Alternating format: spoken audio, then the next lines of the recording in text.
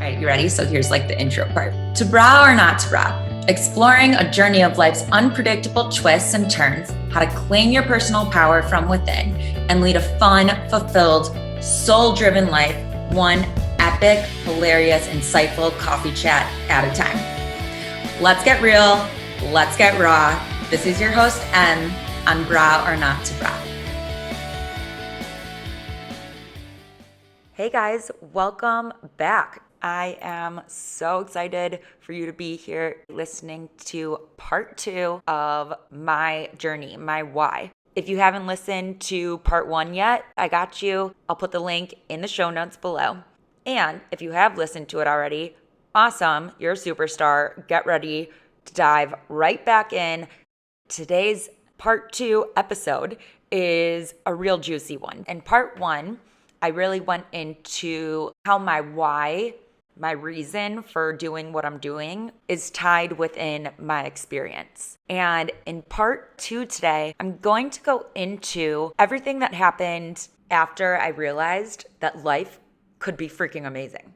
So today, we're talking about feeling stuck in my corporate job and how that impacted my happiness. How my pride and judgment was getting in the way of loving my life for so long. I'm gonna tell you a really fun, epic encounter with this super yogi that I met in Costa Rica on a yoga retreat that literally changed my life. And we're gonna go into how I made the switch from public accounting, did a complete 180, and now I'm running my health coaching practice full time. And stay tuned for the end because that's when we really get into what this podcast is all about. That life is about following what feels good and following what makes life worth living, and how that's different for everyone. And this podcast is about exploring that for you.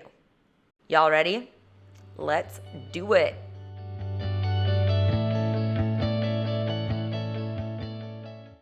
Okay, so here I am, straight out of college. I'm living in the city. I'm working in mergers and acquisitions at a public accounting firm, doing very different stuff than I'm doing right now. And I was living my life, but I knew that there was more, and I knew that I wasn't always going to stay in mergers and acquisitions. I just didn't know where I wanted to be. So I got out of school and I go into the real world, and I'm working in mergers and acquisitions, doing my corporate job. And I remember my coworker was like, "Em, you got to read this book. You're a badass." And I was like, I don't really read.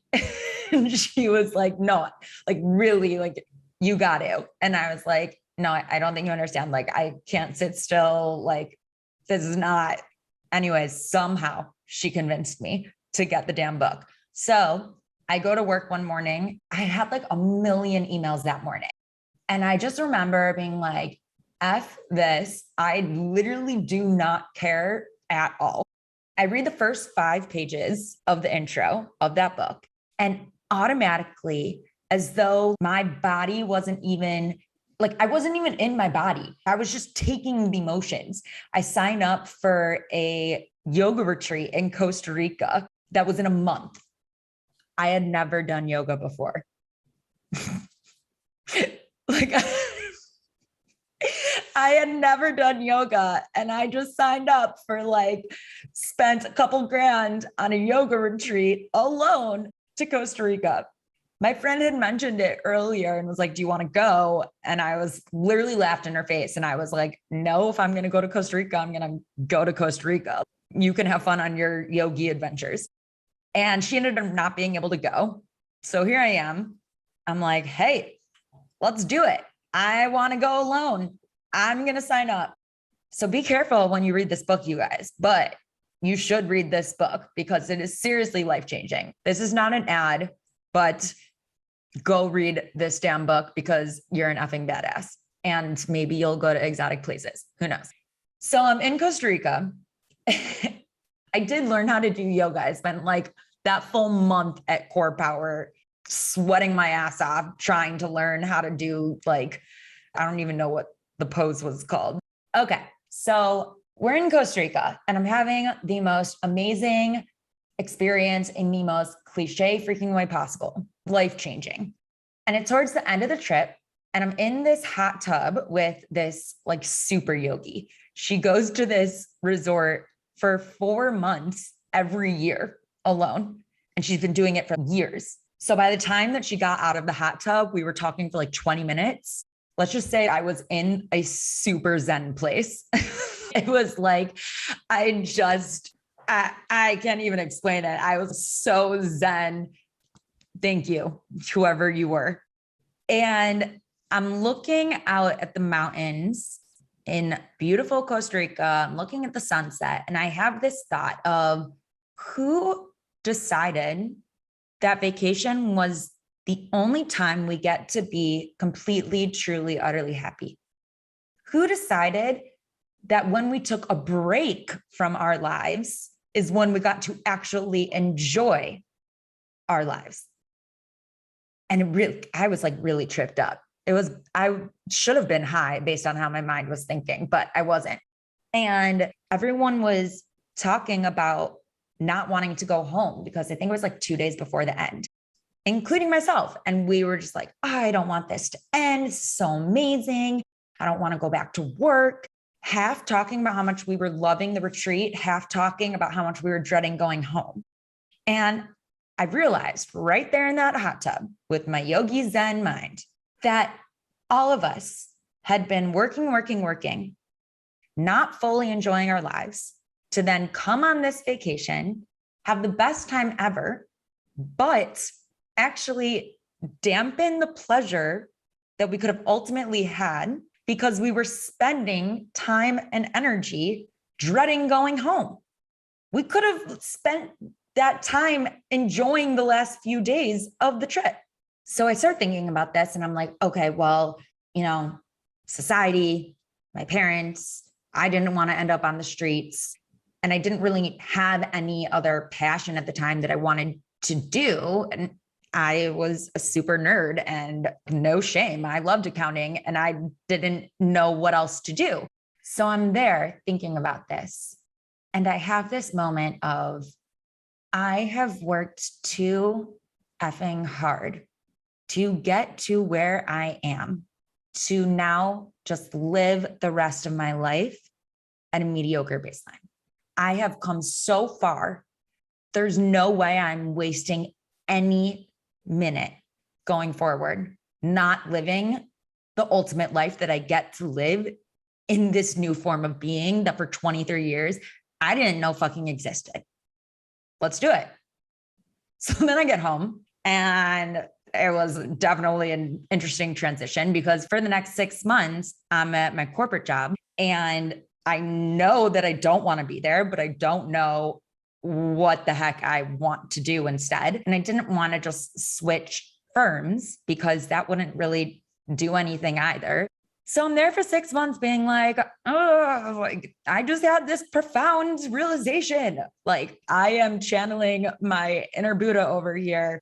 Help me out. I don't know where to go. So I'm at work one morning and I am scrolling through Instagram. Clearly, I love my job. And I come upon this page. And those pages that are like too perfect, but like you also kind of want to have it. So I look at the bio and it says health coach. And I'm sitting here thinking, my pride, you guys, was so high at this point. I was like, sorry that you like taking pictures of yourself and posting them online and calling it a job. Some of us actually have real jobs over here. Like I was a B word. Like to this girl I didn't know yet. And to what I was about to be, being so rude to my future self that I was going to be. And at that time, like my whole existence had been about marks of achievement. And like I had gotten my CPA, I had gotten my master's, all these good grades. All of that had built up my identity. So to see that someone had a job that you don't need like a legit, like there's no like bar exam or something, I was like, that's not real. And then I was like, wait, that's what I want. I want to get the hell out of here. So I'm really interested in what she does. So I got in touch with her. I called her. I asked her what she did, how she got there. I ended up getting certified at the same school that she did. And within 6-8 months, my career as a coach just started to grow. I was getting certified, and then I started out with practice clients, which was amazing. And then I started getting real clients. And then I was like, uh-oh, is this against the rules while I'm working in corporate? Like, what's going on? I realized that I was really good at this. 1, 2, I loved it. 3, that I was the happiest I had ever been while working 60 hours a week in mergers and acquisitions and doing my certification and coaching clients for 30 plus hours a week on the side. And I was like, when you're that busy and you also are the happiest you've ever been, that's when you know.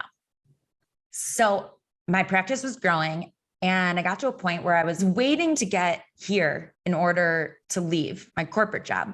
But I realized that I wouldn't get there until I left. It was like that scary moment.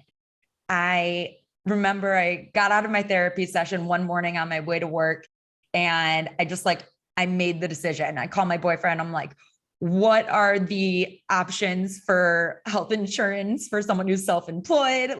If you can get back to me in the next 8 minutes, that would be great, because I'm about to quit. And I left. So that was about 3.5 years ago now. And now I am here talking to you guys because I have been on this epic, beautiful, amazing journey of helping women shift their lives and step into their best selves in the most cliche way possible. Life gets to be cliche. Let it happen, because you get to live an amazing life. And not only do you get to, but you're worthy and capable of it.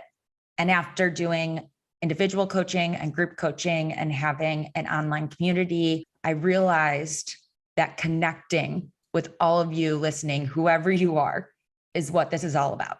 It's about connection. It's about finding what makes you feel good in life and what makes life worth living. And it's different for everyone. And this podcast is about exploring that for you.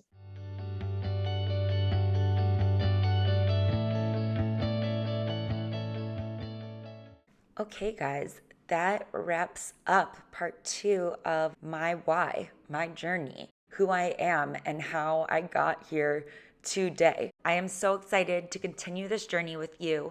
Be sure to subscribe to the pod so you get all the episodes straight to your inbox. And of course, if you feel called to, a review on Apple Podcasts would mean the world to me. You guys are amazing. Sending so much love. Talk to you next time.